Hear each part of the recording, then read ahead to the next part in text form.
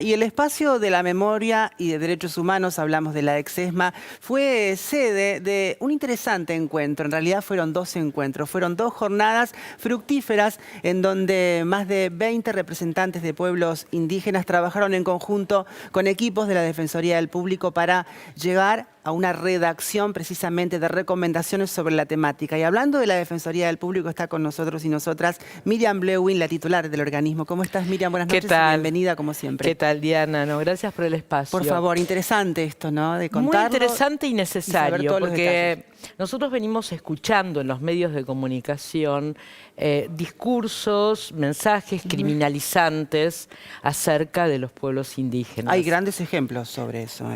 Realmente el más reciente es el del pueblo mapuche, donde, y a esto apunta una de las recomendaciones que van a estar en la versión final, por un presunto hecho delictivo que pudieron haber cometido 1 o 2 personas pertenecientes a una comunidad o a un pueblo, se criminaliza a todo el pueblo, se lo acusa de terrorista. En la Argentina, además, hay presunción de inocencia. Sí. Y demasiadas veces vemos en los medios de comunicación cómo se criminaliza y se da por sentado que una determinada comunidad es terrorista. Y se termina estigmatizando, además. Se termina estigmatizando y se termina fortaleciendo tanto el temor, la paranoia, el prejuicio, que la violencia del discurso se transforma en violencia real. Y tuvimos que lamentar en Quenquentreu, en la comunidad de Quenquentreu, el asesinato de un joven de 20 años, Elías Garay. Ahora se aproxima el juicio. Pero ¿qué otras cosas nos dijeron? ¿De qué otras cosas hablaron estos 20 representantes de comunidades? Huarpes, mapuches, huichís, com, lula, diaguita, que estuvieron en un lugar tan significativo para los derechos humanos como la ex-ESMA. Se preocuparon porque muchas veces equipos periodísticos o documentalistas avanzan sobre los territorios sin considerar que se trata de sitios sagrados. Claro. Recomiendan entonces consultar con las autoridades comunitarias a las que tienen que referirse con los nombres que utilizan esas comunidades para que los guíen o las guíen de manera de no vulnerar derechos.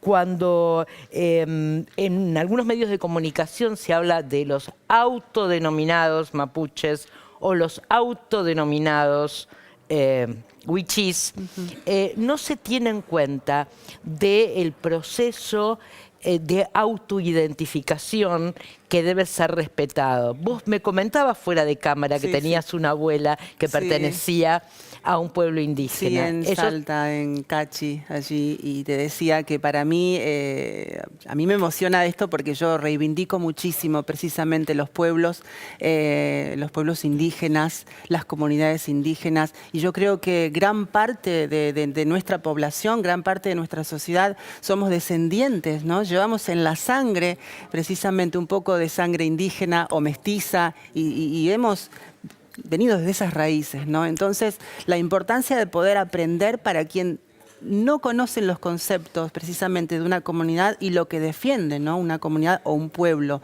precisamente indígena.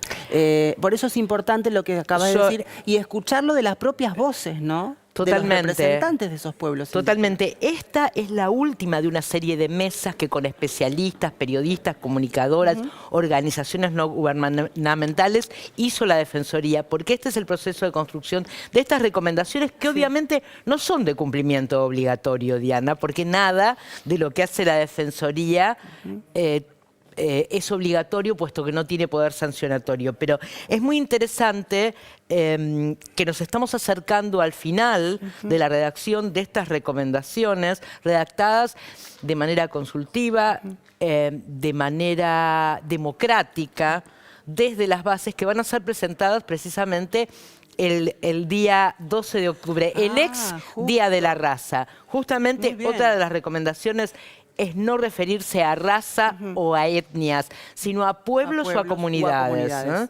La nación argentina tiene una riqueza impresionante. Hay más de 40 pueblos indígenas que hablan 16 lenguas que están vivas. Y Atención, algunas... repetilo, por favor. 40 pueblos indígenas que hablan 16 lenguas, lenguas. a algunas de las cuales van a ser traducidas estas recomendaciones, que son, por supuesto, para comunicadores y comunicadoras, pero también para los públicos. Y los públicos están compuestos también por los pueblos indígenas, para que ellos y ellas sepan que pueden reclamar una comunicación democrática que no vulnere sus derechos y que sea participativa. Todo dicho y muy clarito. Te agradecemos, Miriam, siempre por estos trabajos técnicos y equipos que vienen trabajando en conjunto para que el 12 de octubre se pueda presentar. Seguramente vamos a hablar aquí, por supuesto, ¿no? Seguro. Gracias, Miriam, como siempre. Gracias a vos.